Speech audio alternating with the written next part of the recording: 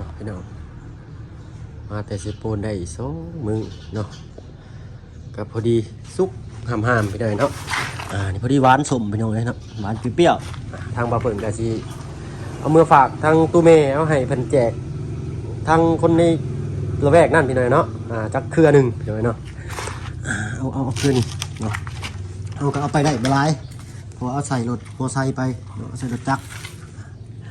โมงครึ่งเพื่อฮอดนี่ก็สิบ่ค่ำบ่นี่เนาะ เอาพอดีแหละพี่น้อยเนาะเอาเมื่อให้เพิ่นแบ่งกันอยู่พุ่นเนาะแต่ว่าวีนี่ก็งามพี่น้อยเนาะเครือนี่นะแต่ว่ายันเละก่อน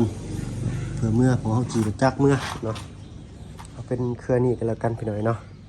เอาจังใดก็ฝากติดตามรับชมนำนี่เด้อพี่น้อยเนาะไปพี่น้อย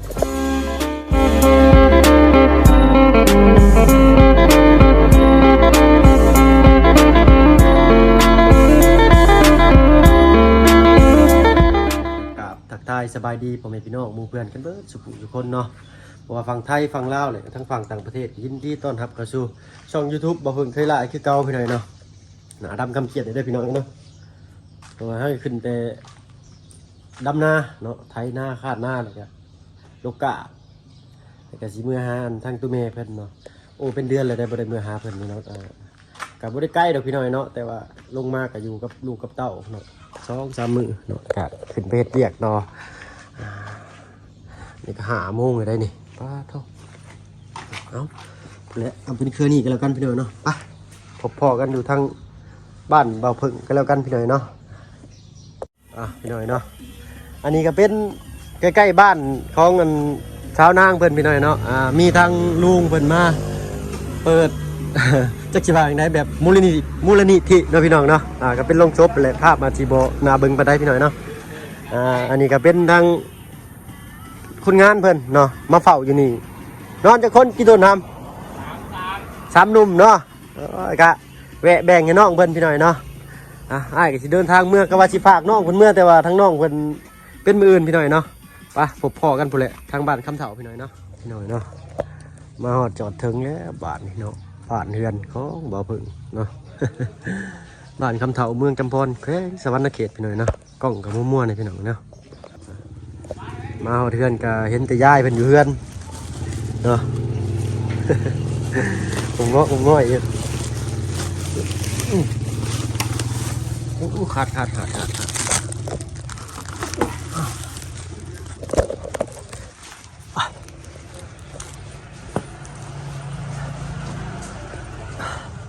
โอ้มืดเน่เพื่อนเพิ่นก็ได้ว่าได้เปิดพื้นเปิดไฟกันเป็นอยู่ผู้เดียวเพิ่นนะใส่แจกไปละพี่น้อยV1เนาะใช้ตุ้มเบะอยู่ใช้ใส่เด้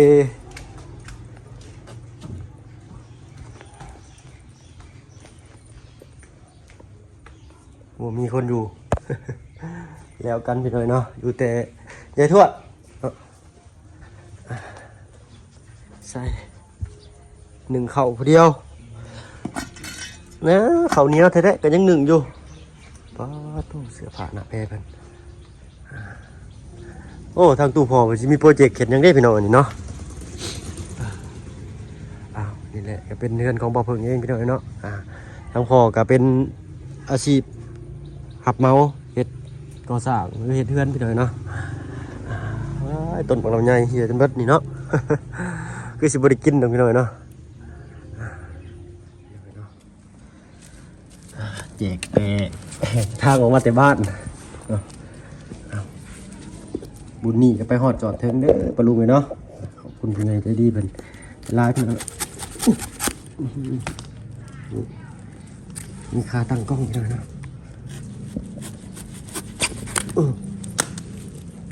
มันใกล้สิสุกละเนาะเอาไว้ทั้งใหญ่ๆเพิ่น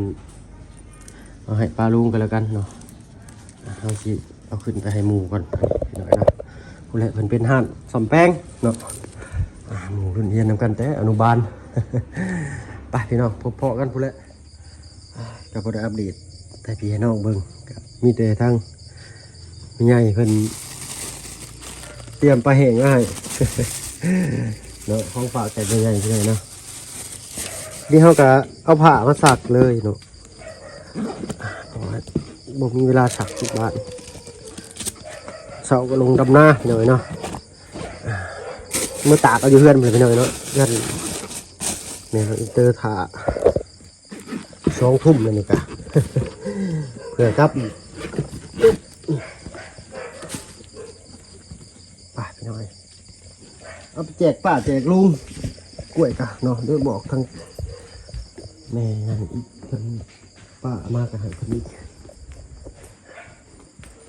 ครับไหวเลยบอกกล้วย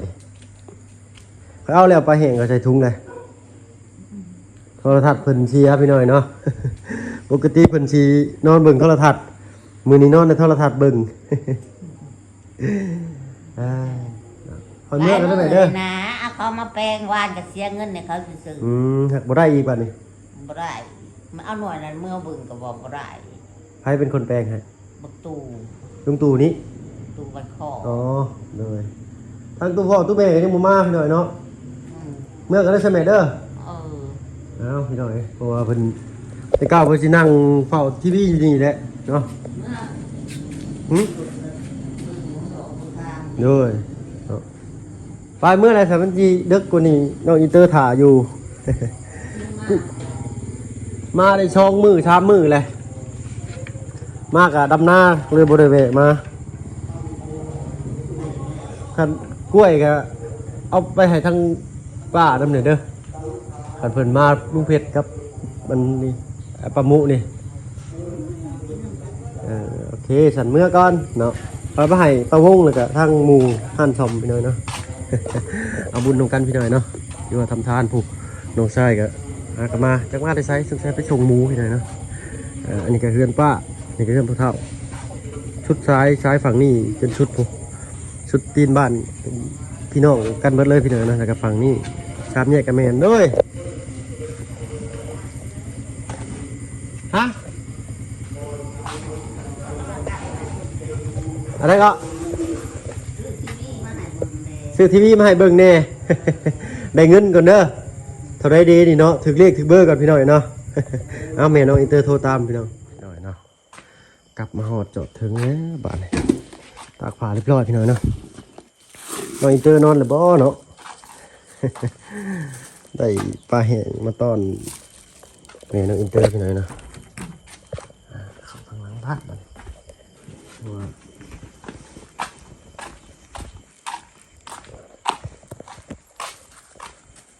กระหอดพี่น้องเลยเนาะพัฒนาพี่น้องเนาะ รถพากบสู่รุดพี่น้องเนาะครับมีใหญ่ฝากอันนี้มาให้เพิ่นฝากปลาแห้งมาให้ได้รุดพี่น้องเนาะใครเนี่ยแต่มีร้านใกล้ๆฮอดบอลทีบ่พึ่งเอาเงินกล้วยไปฝากเป็นบอลเล่นะเนาะ บวนคือเพิ่นว่าอะไรพี่น้อยเนาะเห็นบุญชาตินี้ก็เห็นพ้นชาตินี้บ่ เอาก็ดีใจเนาะมาฮอดจากเทิงแล้วก็เห็นโอ้ยมันเลยป่านฮะจังหวะมีไงจะเพิ่นได้ปลาใช่ปลากระบอกบ่เรื่องค่ะพี่น้อยเนาะขี่รถมากก็ขี่มาตามปกติอย่างนี้เนาะมาตั้งแต่2 ทุ่มก็ค่อยๆขี่มานี่ก็เป็นเวลา4 ทุ่มหรือบ่อย3 ทุ่มกว่าเนาะขี่มานำทางก็คุ้มกระไรข้างบ้านเราก็ได้รถว่าฟ้าบังสูหรือว่าฟ้าครอบสูพี่น้อยนะรถของลำทางด้วยไม่ใหญ่ประเทศเพิ่นเอามาให้เพิ่นนักเก็บบางคำนี่ได้เพิ่นอาชีนักเฮ็ดนะเนาะพาบางโฉรุดพี่หน่อยเนาะแต่กับบ่ไกลเป็นไดพอดีได้เข็นมาหาห้านที่เพิ่นขายโรงศพพี่หน่อยเนาะว่าขอโทษขออภัยน้ำลายๆเนาะบ้านพิมพ์ใต้นี่แหละโดยใช้โต๊ะตู้ก็ได้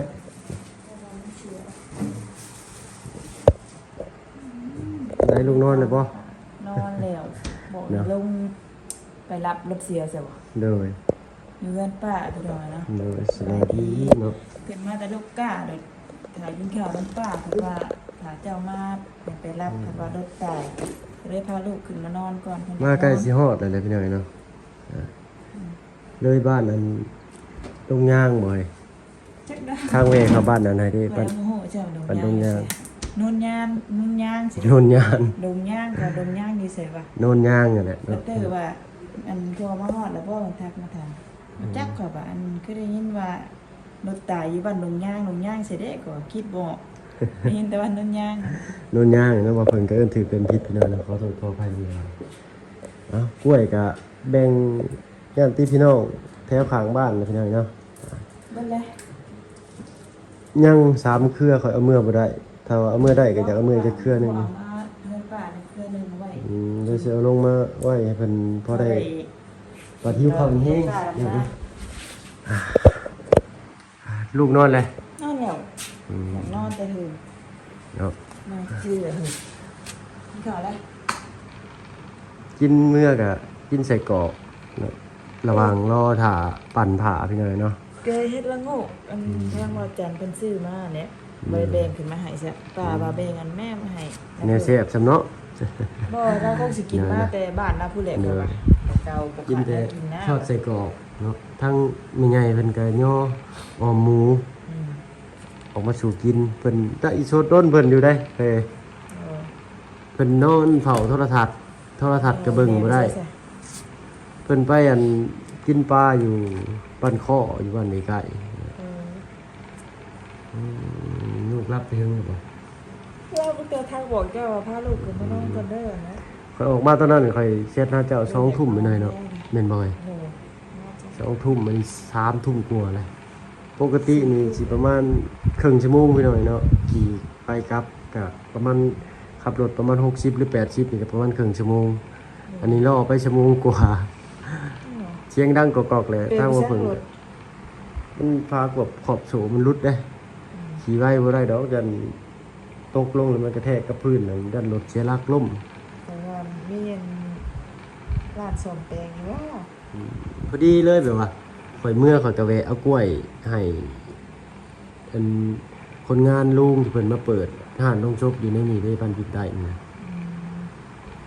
ปัดกากลับมากับพอดีเลยพี่หน่อยเนาะ คือใช้งานเพิ่น พอดีใช้งานเพิ่นยืมไขควงนะเพิ่นเนาะ แบบเนาะจานนี้ได้ซาดนี่ได้ดอน เด้อ บ่ได้ซาดหน้าได้เนาะ อืมคือเพิ่นว่าเด้พี่หน่อย ดี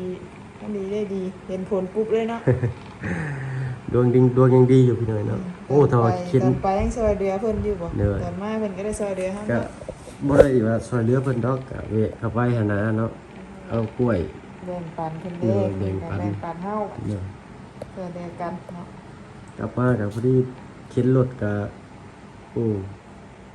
ไกลเติบอยู่ได้มันขันสีดึงลงเลยผัดไข่พวกมันมีในรถเลยเนาะมันดูดดินมาต้อง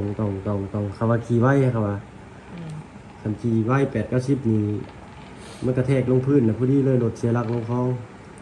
เพราะว่าคอยได้ยินตั้งแต่ออกมาฮอดหลัก3ไปแหละฟ้าคลองสวยต้องโอ้ มาหารกับมันดีๆก็จะจังมา น็อตมันเสียเกียวเลยครับเกียวมันหวานเลยโอ้ มาบ้านกาดูว่าถ่ายบรรยากาศบ้านเมืองให้ปลาลุงเมึงนี้ ถ่ายไหมครับ ถ่า ถ่าย ย ไม่ตู้ไม่เถาทวดอยู่เพื่อนค่ะ ถ่ายแต่ เนาะ ไม่ใหญ่เห็นเป็นเงาๆงอนๆพี่น้อยเนาะถ้าว่ามันอยู่ใกล้หรือว่ามีเวลาก็อยากมาเล่นน้ำเพิ่นบ่อยอยู่เนาะเพราะว่าเพิ่นเป็นคนที่เลี้ยงมาเพิ่งมาตั้งแต่น้อยๆครับตั้งแต่อายุ2-3 ขวบนี่เนาะเท่าที่จำได้นะพี่น้อง ดินน้ำเพลินอยู่เมื่อนั้นกับบ่เพิ่นบ่ได้เมื่อน้ำมานอนคืนหนึงพี่น้อยเนาะ นี่ก็คือสิโปนพอดีนั่นหรอกเนาะครับเนาะ เออเพิ่นนี่มารับปุ๊บปั๊บบ่ได้เพิ่นบ่ได้ทักบอกคนแล้วว่าเพิ่นสิมานะ ทางแม่ย่าเพิ่นก็อยากให้เพิ่นให้ทางเมียมาเพิ่นนี่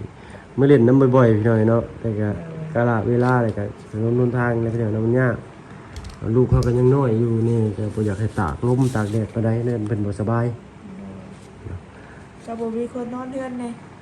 เลย เพราะว่าจะเป็นในเมื่อเด่นเมื่อหัวอยู่พุ่นดีก็ให้ป้าได้ขึ้นมาได้พื้นได้ไฟให้ เลย บ่ปะดอกมาใต้ไฟให้แล้วก็เพิ่นก็ลงนอนแทนเพิ่นให้ เลย ช่วงนี้ก็ต้องให้ลำหน้าเนาะ ก็ว่าบ่มีห้าน น้องได้หันเนาะ เป็นยังบ่ คิดรถมากะแต่ออกไปนี่ก็3 กิโลเลยนะท่ะ อืม 3-4 กิโลเลยนะตั้งแต่ออกเป็นไปบ้านไปหานปั๊มน้ำมันน่ะก็ได้ อืม 2 โล 3 โลอะไรอยู่น่าจะ4 โลพุ่นแหละออกไปจากบ้านกันเลยเนาะก็เลยถอดออก รถก็ได้เนาะซ่อมไปเลย เขาก็ซื้อมือ2เพิ่นไปเท่าเนาะบ่มีเงินซื้อมือ1เอามือ2ไปก่อนไปเลยเนาะ ขายก็ ซื้อกินใช่ ขายก็ซื้อกินก็เบิดซื้อแล้วก็บ่ได้ใช้แล้ว เยอะเนาะซ่อมไปเลยเฮ้ยรถมันบ่มีเงินเด้ เนี่ยเอาอดเอาเขาออกเลยก็ได้ก็ขี่ได้ปกติเลยแต่ว่าน็อตเป็นบ้านนี่ซื้อเสียเกี่ยวคลิปนี้ก็สิบ่ค่อยมีสาระไปได้พี่น้อยเนาะก็อย่างน้อยก็ยังดี ได้แบ่งปันเนาะ บ่ลงบ่ท้ายลงลำไห้ลำนาผู้เนาะลำไห้ลำนาเบิดมื้อพี่น้องมื้อนี้ก็ได้คำมาลงไปลูกกาน้ำน้อยหนึงเพิ่นว่าขอตัวมาบ้านเพิ่นว่าเนาะเอากล้วยมาส่งแม่ก่อนเพิ่นว่าอย่ามันเละอย่ามันสุกเดี๋ยวมันเละ หน่อยหนึ่งนี่ได้ลงแต่7 โมงเช้าจนฮอด5 โมง5 โมง4 โมง5 โมงค่อยขึ้นมานะ อืม 5 โมงแรง ก็ขึ้นมาทางโป่งผู้ใด 6 โมงทางแม่นก็ขึ้นมาก็ก็บ่เพิ่งก็อยากเมื่อไว้มาไว้แต่พี่น้อยเนาะเพราะว่าเส้นทางก็ไกลนะเมียก็อยู่กับลูก2 คนเนาะเดี๋ยวมื้ออื่นสิไปเบิ่งกันแนวจับประตูใหม่เนาะอยากรุดเลยเนาะหึ ไม่ก็ได้ เอ้าเวลาเฮาขึ้นมาแต่เฮ็ดให้ชนะตอนเที่ยงก็แวะแป๊บเดียวเอาสว่านนี่ให้ลูกมาเจาะแล้วก็ยิงน็อตใส่ก็ได้เลยเอาตะปูตอกเอาเลยก็ได้เพราะว่านี่ล็อกข้างบนนี่พี่น้องปุ๊บเพราะว่าเขย่าเลยก็สิหลุดออกนะมือก็มีแต่จระบี เนาะ ลำหน้าช่วงนี้ก็ เนาะ ดำกำเขียดกันนั่นแหละเอาหน้าเอาท่านะแม่ เนาะ กับ เนาะ คนเนี่ย เนาะ แต่ยังสู่ต่อยได้ดำให้ดำหน้าคือเก่าได้ไม่ได้ขึ้นใช้ปูนง่ายได้ สิได้ขึ้นมื้อใดเด้เนาะ21 22นี่แหละเนาะ นี่เที่ยงหนึ่ง วันที่20 มันหนึ่งสองมื้อเนาะ เนาะอื่นนี่ก็21อันนี้ แบบนี้